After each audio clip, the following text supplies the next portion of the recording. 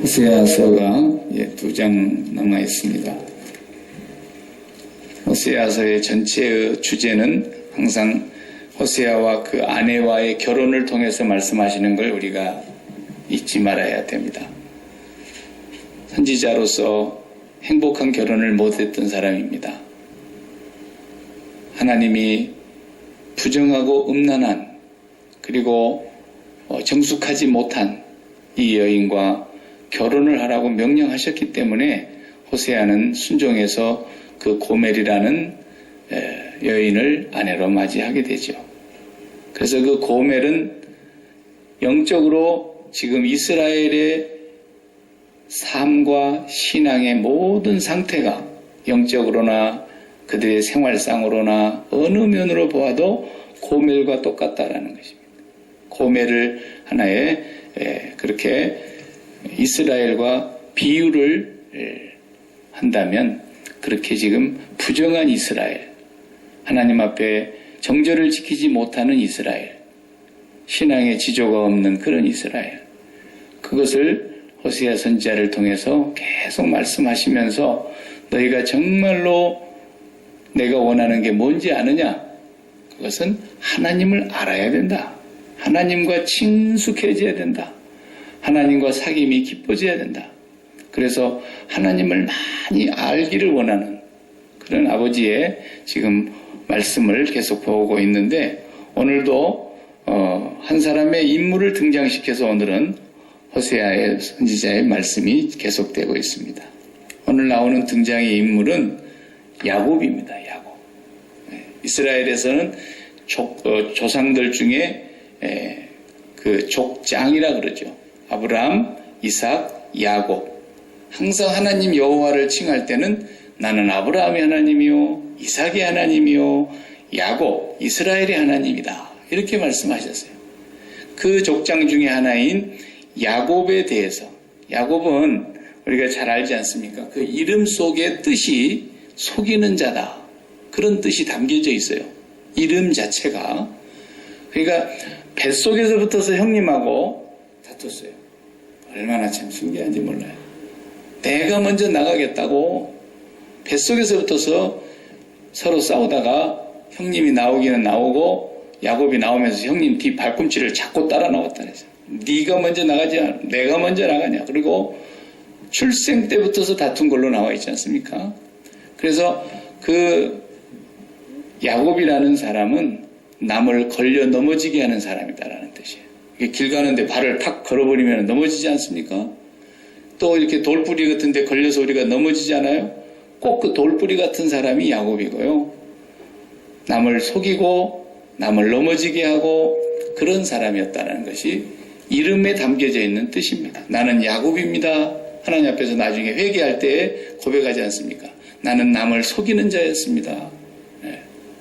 그러니까 형님과 겨루었습니다. 형님의 장자권을 끝내야 그 애들 집에서 어머니 아버지 없을 때 둘이서 가위바위보 해가지고 무슨 내기하는 것처럼 말이죠. 세상에 죽은 그릇을 가지고 그냥 지금부터 나보고 형 해봐. 그러니까 형 얼마나 배가 고프니까 죽은 그릇 얻어 먹으려고 그냥 형 팔았어요. 그렇게 하면서까지 형이 자기가 되고 싶어 했던 그런 사람이었고 그것으로도 만족이 안 됐죠. 어떻게 됐습니까? 결국은 아버지가 이제 눈이 흐릿해가지고 시력이 약해져서 목소리로만 구분을 하고 이렇게 만져보면서 예서는 털이 복실복실하게 개털 같은 털이 많았나 보죠.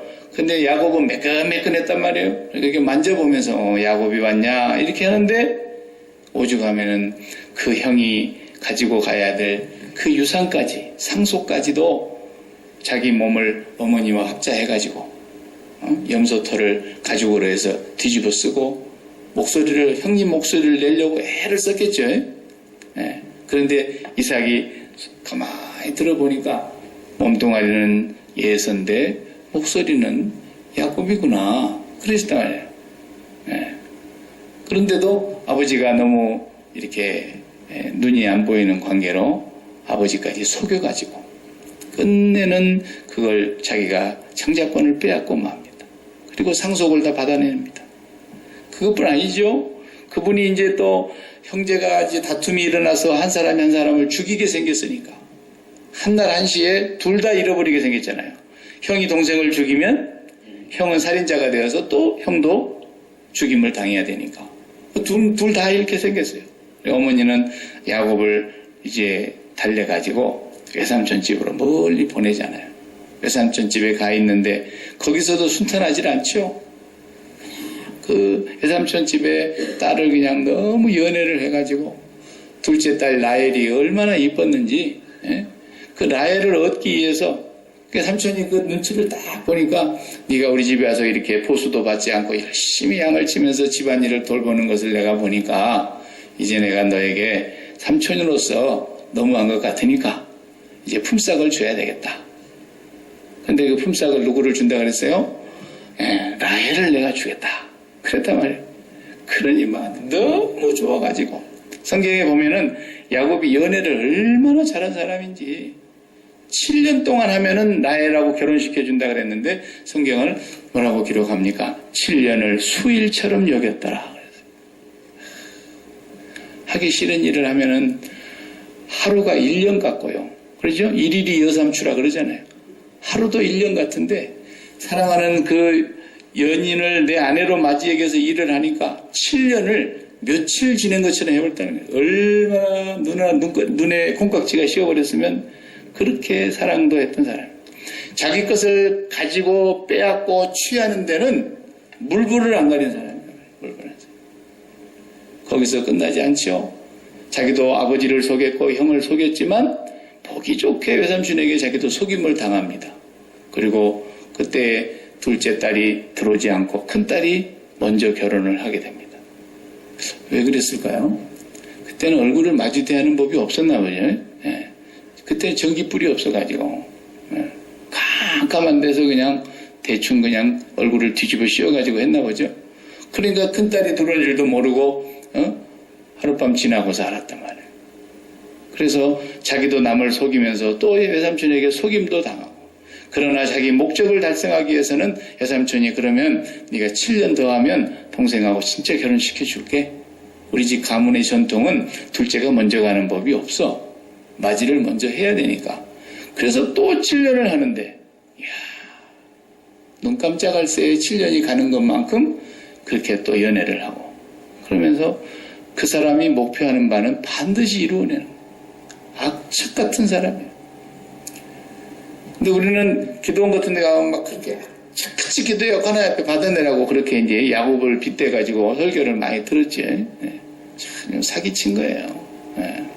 성경의 내용은 전혀 그런 내용이 아닌데 야곱은 정말 죽어야 되는 사람입니다. 네. 야곱은 죽어야 되는 사람이에요. 그래서 이스라엘로 그가 정말 이제 나중에 이름을 바꿔주시면서 근데 그것도 쉽게 바꿔주진 않죠. 천사와 싸워서 이깁니다. 오늘 성경에도 이렇게 말씀했어요. 여기 보니까 3절에 야곱은 모태에서 그의 형의 뒷발꿈치를 잡았고 아니 뱃속에서는 형하고 싸우더니 또 나와가지고는 힘으로는 그랬는데 3절에 힘으로는 단어를 번역을 그렇게 했지만 악한 것으로는 그렇듯이 악한 일로는 하나님과 싸웠다는 거예요. 하나님하고도 해보겠다라는 하나님을 꺾어놓고야 말겠다 이런 성정을 가진 사람이에요. 그 다음에 또 4절에 천사와 겨루어 이겼다 그랬어요. 하나님이 힘이 없어서 져준 거 아니죠. 그래서 결국은 야곱은 자기가 원하는 바를 다 취하게 됩니다. 삼촌의 집에서 염소를 키울 때도 여러분 보셨죠? 성경을 이렇게 문제 풀어가면서 보셨잖아요. 얼룩얼룩 아롱진 것이 생기면 전부 야곱 거예요. 그리고 매끈매끈하고 그냥 단색으로 나오는 것은 다 외삼촌 거예요. 그러니까 아롱진 염소가 많이 나와야 자기 재산이 늘어나니까 온 세상에 그냥 뭐 신풍나무 이런 뭐 나무 가지 껍질을 이렇게 벗겨가지고 물 먹으러 오는 염소 앞에다가 이렇게 물에다가 놔두면은 염소가 거기서 물을 먹으면서 새끼를 베는데 전부 야곱이 좋아하는 아롱진 것만 나오더라 그랬어. 예. 뭐 의학적으로 보는 사람들이야 뭐라고 얘기하려는지 모르지만 예? 신기한 거예요. 야곱은 그렇게 악착같이 내 것을 만들기 위해서는 수단과 방법을 다 동원했던 사람인데 그 사람이 오늘 7절에도 소개가 되고 있어요. 그는 상인이라 손에 거짓 저울을 가지고 속이기를 좋아하는도다. 이렇게 표현했네요. 그러니까 수단, 방법 다 가리지 않고 내게 복이 된다고 하면 무엇이든지 악착같이 만들고야 마는 그런 사람이었다. 이 모습이 바로 지금 이스라엘의 모습이라는 것을 또 보여주고 있는 거예요. 호세아 선지자를 통해서. 그래서 결국은 이 사람들이 바알을 섬기게 되고 아세라 우상을 쫓아가고 하는데 그 깊은 속내는 뭐냐? 결국 돈이더라는 거예요. 돈. 우리말로 하면 돈. 이제 돈에 목숨을 걸고 수단을 방법을 다 강구해서라도 자기 목적을 달성해는 그런 사람들의 모습이 지금 호세아 선지자가 살고 있었던 그 당시에 이스라엘 선민들의 삶이었다는 거예요. 그러니까 하나님을 의지하는 마음은 다 없어지고 오늘 본문에도 보면은 누구를 의지합니까?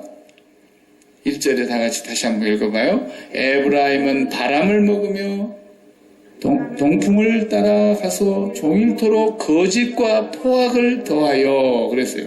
거짓말과 아주 포악을 일삼는데 아수르와 계약을 맺더라 그랬어요. 아수리아는 그때 당시에 세계에서 가장 강대국인 요즘으로 말하면 미국이죠. 미국. 그 시절에는 고대 시대니까 아시리아라고 하는 나라가 제일 강국이었어요. 군대도 강하고 뭐 땅덩어리도 넓고 강한 용맹한 장수들이 많고 그럴 때란 말이에요. 그러니까 하나님을 의지하지 않고 우리가 아수르가 있는데 뭐 아수르가 지켜줄 텐데 이런 거예요. 우리 대한민국 사람들이 만약에 우리는 이제 뭐 미국이 지켜줄 것이다 이렇게 생각을 하고 지금도 미국이 핵우산 정책을 쓰지 않습니까? 너희들은 핵무기 만들지 마라. 우리가 갖고 있으니까 우리가 다 핵우산으로 너희들을 보호해 줄게. 근데 이제 그걸 말 안 듣고 김정은이는 지금 만들어가지고 미국하고 한바탕 해보겠다는 거 아니겠습니까? 근데 우리나라를 정말 미국이 지킬 수 있겠어요? 절대로 안 됩니다. 하나님이 지키시는 거죠. 하나님이. 그러니까 우리가 이제 돌아오는 주일에도 그 본문을 보게 되겠지만 나라 사랑하는 것이 뭔지를 우리 기독교인들은 바르게 알아야 돼요. 뭐 3.1운동하고 민족주의 정신으로 아주 그냥 똘똘 뭉쳐진 그런 집안이나 그런 운동을 하는 사람들이나 지금도 그렇게 민족주의적인 사고방식을 갖고 있는 사람들은 내 같은 사람들을 돌멩이로 치는지 모르겠지만 우리가 나라 사랑한다고 하는 것을 위해서 뭐 구국기도회 항상 그런 거 보면 참 웃겨요. 구국기도회를 하는 걸 보면은 그것도 안 하기도 뭐하고 하는 것도 보면 우습고 그래요. 무슨 나라를 사랑하는 기도회를 합니까? 성경에 어디 나라를 사랑하는 기도회를 하라는 나라 사랑 기도회 이런 거 있어요. 성경에 한 것도 없어요. 그런 것은 맨 쓸데없는 짓을 하는 거예요. 뭣도 모르고 하는 거죠. 남이 하니까 우리도 하자 그러고. 성경에 나라를 사랑하라 그랬어요. 나라 사랑이었고 다 망한 거예요.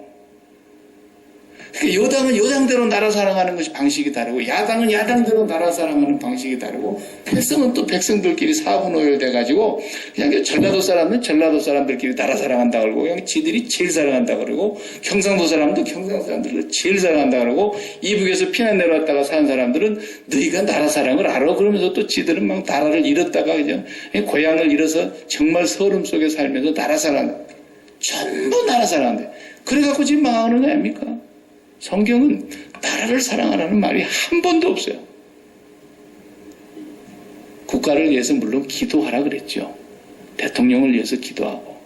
뭘 기도해야 됩니까? 이 민족이 여호와를 사랑하도록 기도해야 한단 말이죠. 하나님을 사랑하지 않아서 망하는 거지 나라 사랑하지 않아서 망하는 게 아닙니다. 인류 역사에 나라 사랑해갖고 다 망했죠. 나라 사랑하기 때문에 못된 짓 했죠. 일본 사람들은 자기 나라를 제일 사랑하니까 우리나라까지도 쳐들어와서 황국 신민을 만들려고 그 못된 짓을 하고 말이죠. 자기 나라 사랑하니까 남의 나라를 짓밟고 그랬지 않습니까? 그리스도인들도 잘못했어요. 십자가라고 하는 그거 하나 미명 아래 예수 믿지 않으면 얼마나 많은 사람을 죽였습니까? 지금 IS 저 사람들이 미국 사람들 몇 명 죽인 것은 그건 얘기가 안 돼. 요즘이나 되니까 인터넷이 뛰어나고 전화기에서 막 세상 소식을 다 보고 그러니까 IS에서 막 미국 사람 몇 명 죽였어? 이렇게 난리를 치는 거지. 십자군 전쟁 때 그리스도인들이 이슬람들을 얼마나 많이 죽였는지 아십니까? 아주 씨를 말렸어요. 우리가 이 세계사에서 다 배우잖아요. 네. 그 사람들이 그 피를 지금 보복하려면 아직도 멀었어요. 왜 그렇습니까? 나라 사랑하기 때문에 그러는 거예요. 절대로 나라 사랑해갖고는 나라 구원하지 못합니다. 이 미국이 하나님을 사랑해야 됩니다. 하나님을 경외해야 됩니다. 대통령을 위해서 기도할 때도 하나님을 사랑하는 대통령. 정부의 모든 지도자들이나 이런 사람들을 위해서 우리가 기도해야 되는데 그들이 하나님을 두려워할 줄 아는 그런 사람들 되도록 기도해야 하고, 우리가 한 사람 한 사람 예수 믿는 사람들이 하나님을 사랑해야죠. 하나님 사랑하는 그 나라는 하나님이 나라를 사랑해 주신다니까요. 하나님이 나라를 지켜주신다니까요. 하나님이 나라를 든든히 보호해 주신다니까요. 무슨 너무 나라 사랑 기도해요. 나라 사랑. 참 뻥터리예요. 그런 건. 네. 그러니까 여러분이 나라를 위해서 기도합시다 그러면은 나라 사랑이 뭔가 아주 그거 애매한 얘기예요. 아주 애매한 얘기예요. 우리는 정말 하나님을 사랑하는 자리로 다시 되돌아가면, 우리 하나님은 온 열방 가운데, 온 민족 가운데, 온 세계 가운데 홀로 한 분이신 뛰어나신 하나님, 세계 열방을 지으시고 그 강대국도 만드시고 낮게도 하시고 크게도 하시고. 소련은 얼마나 컸습니까? 그런데 미국이 전쟁 한 번도 안 하고 소련 그냥 망해버리잖아요. 총 한 방도 안 쏴고 그냥 소련 망해버리는 거 보십시오. 그럼 막 훌륭한 대통령이 잘해갖고 그런 겁니까? 아니에요. 영화배우가 이겼어요. 영화배우가. 레이건 대통령 때 소련이 무너져버린 거 보십시오. 그 사람이 막 정치학을 전공하고 세계적인 그런 사람이 돼가지고 나라를 이긴 게 아닙니다. 하나님이 세계 역사를 주장하시면서 하나님의 섭리 가운데서 그 소련을 이제 하나님이 작게 만들어버려야 돼요. 그 하나님이 그냥 망하게 만드는 거예요. 신기하죠? 그리고 클린턴 대통령 때 그 고르비, 여기 세계 지도 여기 이마에 점이 그려져 있는 사람이 있죠. 대머리에. 그 고르비가 캐나다에 우리 제가 살고 있었던 동네 가까운데 식당이 하나 있어요. 예쁘게 생긴 식당인데 거기 가고 나란히 앉아가지고 밥을 먹었어요. 세계 두 정상이. 거기서 사인하고 그냥 오케이 그래가지고 그냥 소련이 무너져 버린 겁니다. 그러니까 신기하잖아요. 그렇게 많은 학자들이 있고 그렇게 많이 뛰어난 정치 조치자들이 있고 그래도 이게 그렇게 되는 건가, 이렇게 될 줄 몰랐네. 그러기만 가버리는 게 하루아침에. 하나님은 그냥 메대 왕, 다리오 이런 사람들 하룻밤에 그냥 그 나라를 없애버리지 않습니까? 손이 나와갖고 벽에 이렇게 손이 나와서 벽에 글을 이렇게 쓰는데 메네 대겔 우바르 신 이렇게 따는데 하나님이 왕 당신을 저울에 올려놓고 달아보았는데 무게가 모자란다. 하나님 오늘 밤 당신 죽이고 당신 나라는 둘로 쪼개진다. 그러니까 그날 밤에 하나님 왕을 죽이고 그러는 거예요. 그래서 오늘 우리가 분명히 알아야 될 것은 하나님은 만군의 하나님이시며 온 세상의 하나님이시며 역사를 주장하시는 하나님인데 우리 모두가 그분을 추구하고 그분에게로 돌아가는 것이 미국을 지키는 길입니다. 지금이라도 우리 미국에 있는 미국 사람들과 미국에 들어와 살고 있는 제3세계 모든 이민자들과 미국이 좋아서 들어와서 살겠다는 모든 사람들 가운데 하나님을 사랑하고 우리가 거기로 다시 돌아가야 됩니다. 이 운동이 일어나 봐요. 회개하고 하나님께로 돌아가면 미국을 누가 지켜주겠습니까? 하나님이 든든히 지켜주시죠. 대한민국 마찬가지입니다. 미국이 지켜준다고요? 미국도 자기를 못 지키고 있는데 누구를 지켜주겠어요? 대한민국에 1천만 성도가 있다고 합시다. 뭐 아직은 그렇게 안 된다 그러는데 그 성도들이라도 그 중에 하나님이 찾으시는 아브라함에게 말씀하셨던 의인 10사람이라도 있으면 내가 이 성을 사하겠다. 이렇게 하셨던 것처럼 대한민국의 교회가 수만 개가 있는데 10개의 교회만이라도 하나님을 바르게 섬기는 교회가 있다면 내가 절대로 이북이 대한민국을 절대로 손대지 못하게 내가 지켜주겠다. 하나님이 사랑하신다니까요. 그러면 하나님. 이것이 우리 그리스도인들이 갖고 있는 국가관인 거예요. 나라 사랑 웃기는 거예요. 그건 안 믿는 사람들이 듣기 좋아라고 하는 이데올로기입니다. 이데올로기. 예. 사람 속이는 거예요. 그냥. 나라 사랑하십시다. 나라 사랑하십시다.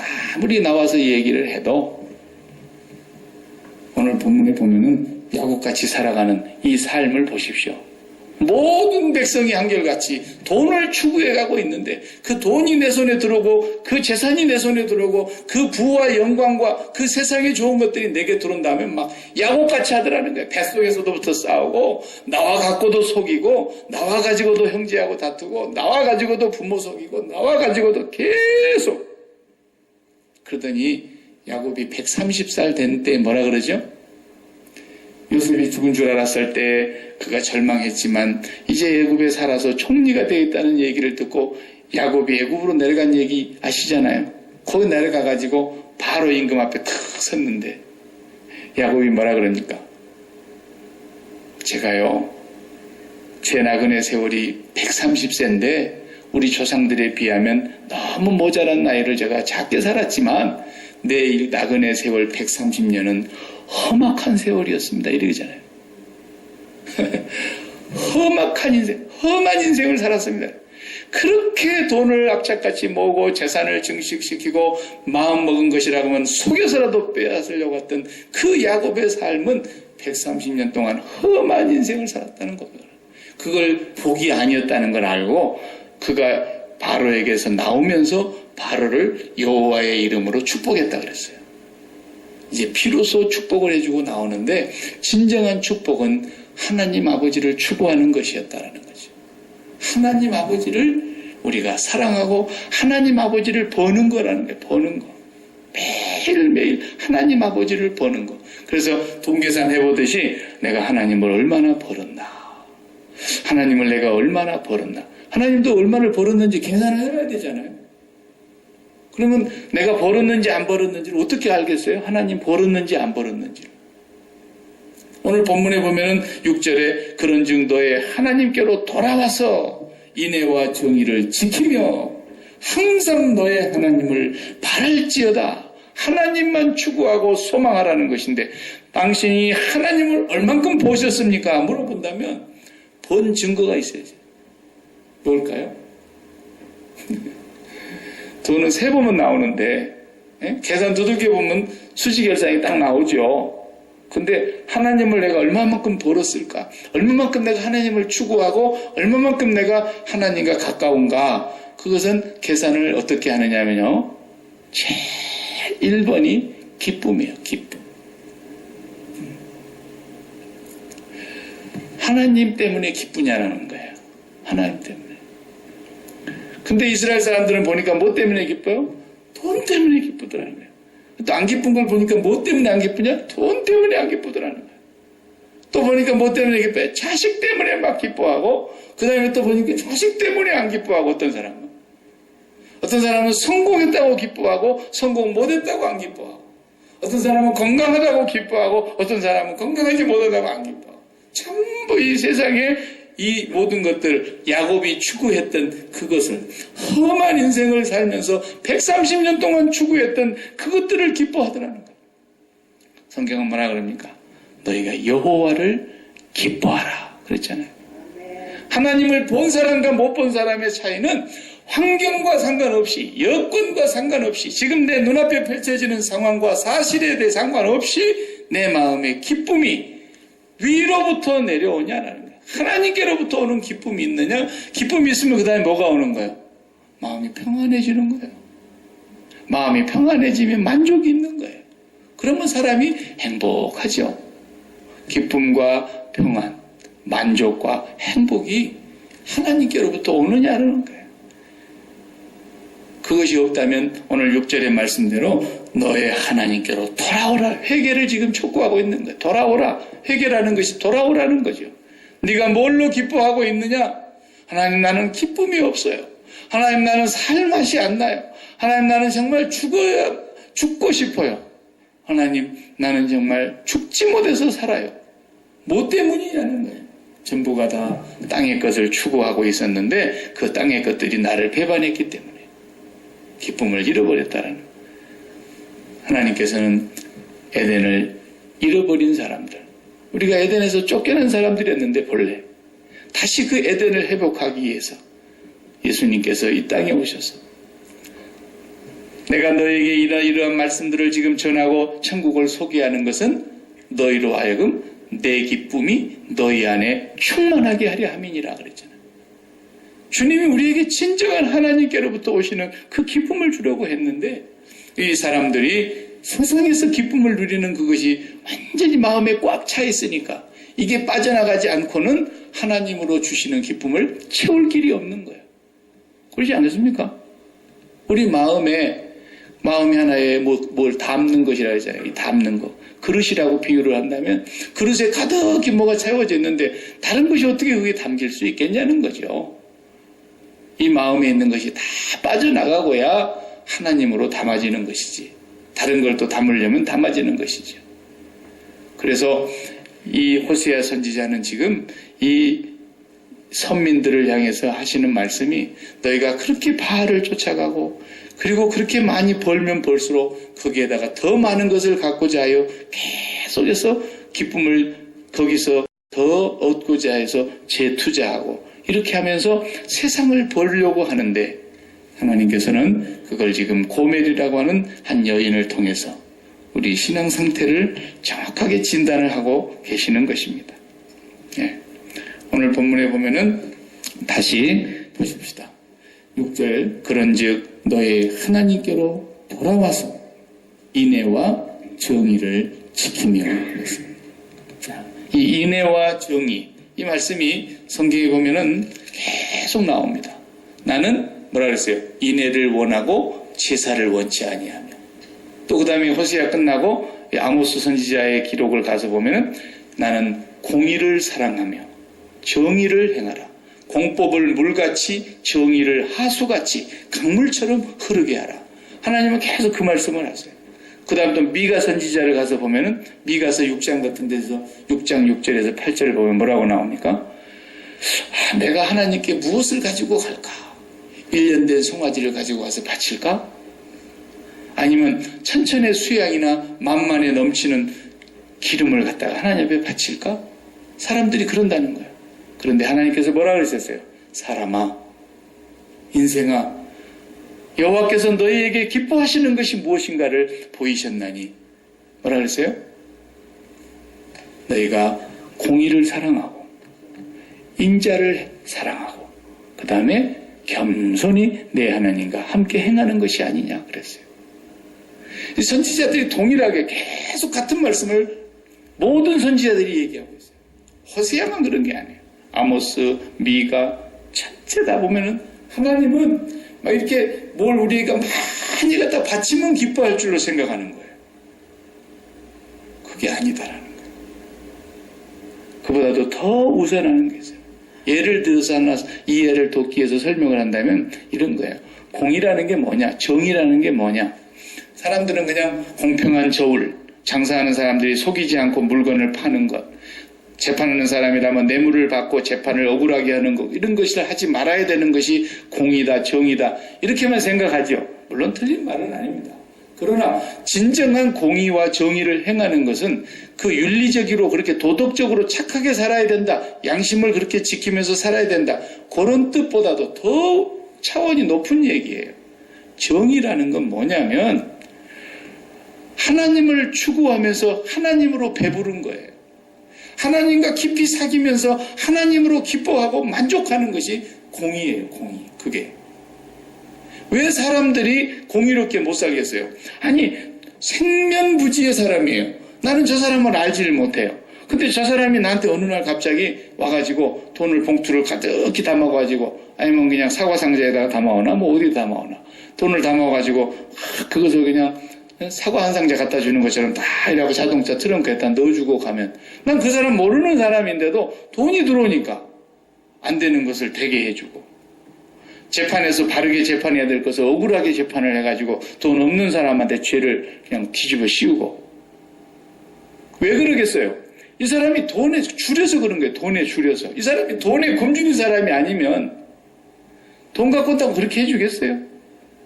하나님으로 배가 가득히 불러있는 사람은 그렇게 돈으로 배를 채우려고 하지 않는단 말이에요.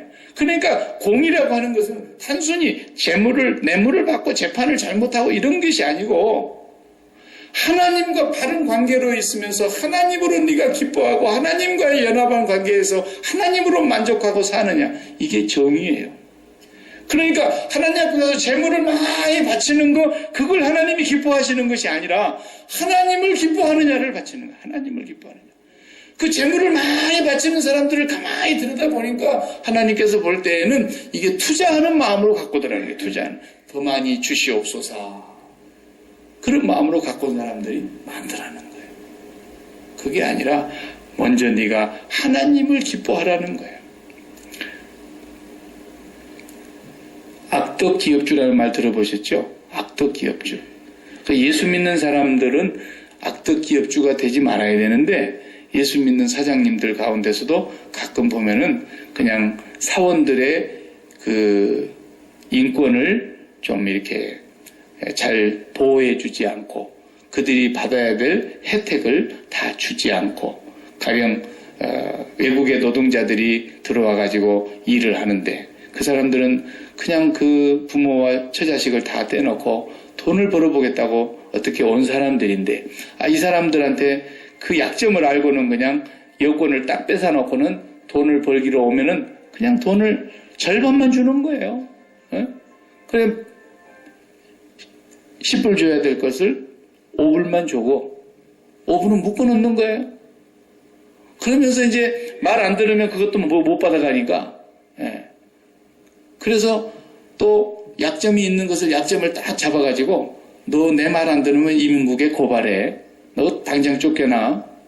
그러니까 내가 시키는 대로 해. 이래가지고 그냥 일은 죽도록 시키면서 돈은 조금 준단 말이죠. 그런 사람들이 간혹 있어요.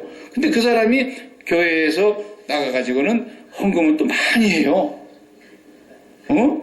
그러니까 그 사람이 헌금을 많이 하니까 우와 저 사람 정말 믿음 좋은 사람이다 이렇게 될 수 있다 이 말이죠. 근데 하나님께서는 네가 나한테 그거 많이 갖고 온다고 내가 좋아하는 게 아니라 네가 줘야 될 사람한테 제대로 주고 나한테는 조금 갖고 와도 괜찮아. 하나님은 그러신 분이라는 거예요. 그러니까 하나님으로 배가 불러야 되는데 하나님으로 배가 부르지 않으니까 정의롭게 살지 못하더라고 말이에요. 예. 우리가 다 부모로서 한때 그런 죄를 많이 범하고 살았어요. 예. 자식 때문에 기뻐하려고 그러니까 그 정말 자식 하나로 기뻐하려고 배를 불리려고 그러니까 자식을 이렇게 삶아 먹어도 안 되고 저렇게 삶아 먹어도 안 되고 달달 볶아 먹어도 안 되고 어느 날은 그냥 양념을 쳐가지고 맛있게 먹어보려도 안 되고 그래가지고 나중에 어떻게 됩니까? 목사가 제발 자식에 대해서 마음을 비우세요. 그러니까 비우기는 비웠는데 때를 따라 또 적당한 때에 또 잡아먹으려고 잠시 토해놓은 거야. 그래가지고 또 자식을 통해서 배를 불려보려고 그러고 자식을 통해서 또 기쁨을 찾아보려고 그러고 자식을 통해서 또 막 목에 힘도 좀 줘보려고 그러고 막 그러니까 언제 자식이 내 뱃속에서 소화가 다 될까 이게? 소화가 안 돼 저게. 끝까지 소화가 안 돼. 결국은 토해내고 말 것이고 죽는 날까지 먹으려고 해도 자식 못 먹습니다. 자식 갖고는 절대 만족을 못 가져요. 만족한 사람을 내가 지금도 찾고 있어요. 그렇게 돈 많은 안목의 모 회사의 그 대기업 회장님도 골프공하고 그 자식하고는 진짜 마음대로 안 되네 그랬다잖아요. 돈 있다고 되는 것도 아니고 안 돼요. 안 돼. 절대로 우리가 이 세상의 것으로 기쁨으로 배불리려고 그러고 이 세상 것으로 만족을 얻어보려고 하는 것은 이미 그것이 죄악이라니까요. 저도 그런 죄를 많이 범했어요. 예전에. 예. 왜 내 말을 안 들어, 이 왼수 같은 아드님아. 예? 예. 이래 가지고 배 불러요? 안 불러요. 예. 내가 그걸 하나님께서 깨닫게 하시니까, 하나님, 내가 너무너무 죄를 지었습니다. 잘못했습니다. 내가 엉뚱한 것으로 배를 불리려고 했거든요. 하나님으로 배가 부르면은 그다음부터는 뭐가 나와요? 공의가 이루어졌으니까. 하나님으로 배가 부르면 그다음에 뭐가 나와요? 하나님에게서 내가 받은 것이 나를 통해서 흘러나가는 거예요. 그러니까 그다음에 뭐가 나와요? 이웃사랑이 나오더라 말이에요. 그래서 인애, 사람을 사랑하는 것이 그래서 되는 거예요. 공의와 인애를 지켜라. 그런 거죠. 그래서 하나님으로 배가 불러서 잔뜩 배부른 사람이 그때부터서는 뭐겠어요? 서빙하는 거예요.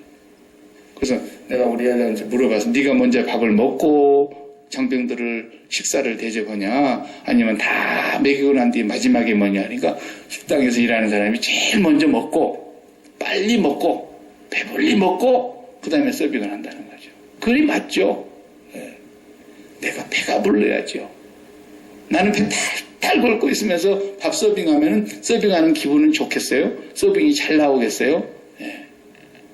그러니까 우리가 먼저 배가 가득히 불리도록 하나님을 추구해 나가야 되는데 왜 이 신앙생활이 하나님을 소망하고 하나님을 추구하고 하나님께로 돌아가는 것은 하지 않고 야곱처럼 뱃속에서부터 형제간의 다툼이 일어나면서 죽는 날까지 130년 동안을 자기가 취하겠다고 쟁취하겠다고 그렇게 살아가느냐라는 거죠. 그러지 말라고 하나님께서 말씀하십니다. 친정집하고 시댁하고 뭐가 다르겠어요? 여기서 공의와 인애가 갈라지는 거예요. 친정집하고 시댁. 자, 요즘이야 뭐 친정시댁이 크게 차이가 있겠습니까만 예전에는 여러분 시대에는 다 친정하고 시댁은 확연히 달라요. 뭐 며느리가 시댁 가서 모질게 시집살이 하면서 부모님 모시고 살다가 친정 가는 날, 이야, 팔이 구름에 떠가서 땅에 붙어가는지 구름에 떠가는지 모르는 게 아니겠습니까? 그래 친정 갔더니 마음이 편안한 거예요. 예. 아무것도 안 가져가도 좋아, 친정 갈 때는. 갖고 갈 것도 없고 또 사실. 예. 그냥 맨몸으로 갔는데도 친정 가서 그냥 늘어지게 자도 친정 어머니가 아이고 내 자식이 얼마나 가서 부모님 모시느라고 시집살이가 강해서 독해서 저렇게 피곤한가 하고 잠드는 거 깨우지도 않고요. 친정어머니가 밥 다 해놓고요. 혹시 일어날까 봐서 그냥 조용 다 밥에서 반찬 해놓고 그때 깨운다니까요. 그건 친정집이에요. 시댁에서 어디 그럴 수가 있어요. 그러나 친정집에 가서 며칠 쉬지만 그걸 푹 쉬고 마음이 쉬고 몸도 쉬고 그러니까 친정어머니 사랑으로 배가 가득히 부른 거예요. 거기다가 그냥 또 옵니까? 시집 갈 때는 시집살이 독하게 못하게 하려고 바리바리 싸가지고 또 오잖아요. 그러니까 친정집에서 사랑을 가득히 채워갖고 그 다음에 시댁에 와서 그걸로 그 힘으로 섬기는 거예요. 그게 신앙생활이라는 거예요. 그게 하나님 앞에 우리가 매일 나가서 하나님으로 하나님 오늘도 제가 회개합니다. 그리고 하나님께로 돌아왔습니다. 내가 건강하면 기쁘고 건강하지 않으면 안 기쁘고 내가 좀 돈이 벌리면 기쁘고 돈이 날아가면 그냥 속상하고 내 자식에게 조금 좋은 일이 생기면 그냥 하늘을 날 것 같다가 내 자식한테 조금 굳은 일이 생기면 그냥 속상하고 내가 맨날 이렇게 세상의 것으로만 배를 불리려고 하고 세상의 것으로만 기쁨을 찾으려고 하는 이 어리석은 삶을 용서해 주시옵소서. 회개해야 된단 말이에요. 그게 잘못됐다는 걸 모른단 말이에요. 사람들이. 그걸 잘못됐다는 걸 철저히 깨닫고 그것을 내 마음속에 담았다는 것이 너무너무 더러운 죄악이라는 걸 고백하면서 하나님 앞에 와서 하나님께로 돌아와서 회개하고 그리스도의 십자가에 못 박아버리고 그리스도와 함께 죽어버리고 그리스도와 함께 죽은 자인 것을 날마다 고백하면서 하나님 오늘도 아버지 하나님으로 나를 배를 좀 채워주세요. 하나님 아버지의 은혜를 간절히 사모하듯이 목마른 사슴이 시냇물을 찾아 헤매이듯이 오늘도 우리가 우리의 영혼이 주를 찾아 갈급한 심령으로 왔사오니 주여 내 마음을 채워주시옵소서. 이렇게 우리가 매일 하나님 앞에 나와서 하나님으로 배불리는 게 공이란 말이에요. 그 공의가 채워질 때에 내 마음으로부터서 하나님이 배부름이 흘러나오니까 이제는 UGM에 가서도 우리가 그 사람들을 따뜻하게, 그 사람들을 거지 취급하는 것이 아니라 내 마음이 가득히 하나님의 사랑으로 배가 불러서 내 마음에 하나님의 기쁨이, 내 마음에 하나님의 사랑이, 내 마음에 하나님의 즐거움과 하나님으로 인한 만족과 행복이 가득히 배가 불러서 저 영혼들에게 하나님의 사랑이 흘러나가는 그 인애를 하나님은 오늘도 찾고 계신다라는 거예요. 그게 인애라는 거예요. 그게. 그 사람들을 통해서 우리가 배를 불리려 그러면 그건 하지 말아야 되는 거예요. 그런 일을 아예 하지를 말아야 돼요. 그 사람들을 통해서 우리를 나타내고자 한다거나, 그 사람들을 도와주는 것을 우리를 자랑을 한다거나, 그 사람들을 해준다는 것을 통해서 우리가 뭔가 대단한 일을 하고 있다는 것을 조금이라도 드러내려고 한다면 하지 말아야 된다. 우리는 오직 하나님만을 배부르게 먹고 하나님의 사랑으로 가득 채워가지고 가서 그 굶주려 있는 그들에게 식사도 대접하면서 사랑으로 밥을 먹이는, 그래서 인애가 흘러나가는 삶을 우리가 오늘 또 회복해야 된다는 거예요. 그렇지 않고 오늘 또 보십시오. 8절에 보십시오. 에브라임이 말하기를 뭐라 그럽니까? 나는 실로 부자라. 계시록에도 이런 교회가 하나 있었죠. 라오디게아 교회. 나는 실로 부자라. 내가 재물을 얻었는데 내가 수고한 모든 것 중에서 죄라 할 만한 불의를 내게서 찾아낼 자가 없으리라. 내가 수고해서 내가 돈을 많이 벌었고 내가 재물을 많이 받아서 갑부가 되고 부자가 됐는데 나한테서 불의를 찾아낼 자가 누구냐? 이런다는 거예요. 에브라임이, 선민들이 하나님 앞에서 감히 그런다는 거예요. 하나님이 그 말을 듣고서는 허도 기가 막히시니까 9절에 뭐라 그러세요? 네가 애굽 땅에 있을 때부터, 무슨 말이에요?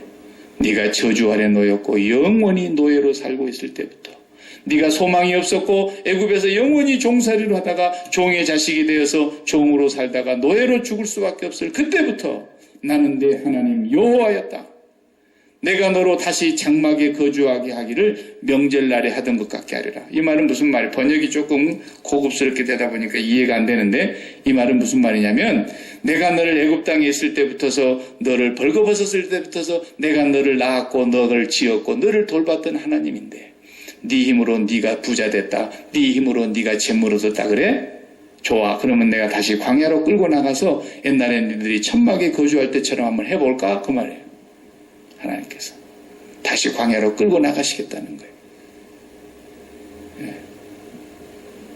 하나님께서는 오늘 또 우리에게 빈손 들고 우리가 세상에 왔지만 하나님을 사랑하고 하나님을 추구하고 하나님으로만 배부르려고 하고 하나님만을 간절히 사랑하면서 나아갈 때에 하나님께서는 그 마음을 우리에게 넣어주셔서 우리가 이 땅에서 구하지 아니하는 것으로도 하나님이 다 준비해 주시는 분이니까 너희는 하나님으로만 배부르게 열심히 나를 추구하고 나에게로 돌아오라.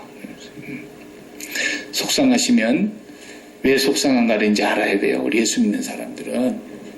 예수 안 믿는 사람들은 그것이 그냥 단순히 눈에 보이는 것인데 소원이 성취 안 돼서 속이 상하고 내가 바라는 것들이 내게 들어오지 않아서 그냥 섭섭하고, 예수 안 믿는 사람들 그렇게 살아야 돼요. 어쩔 수가 없어요, 그건. 그러나 예수 믿는 사람들은 진단을 바르게 해야 되는 거예요. 뭐 때문에 내가 오늘 섭섭할까? 또 내가 땅에 있는 것으로 뭔가를 채우려고 했구나.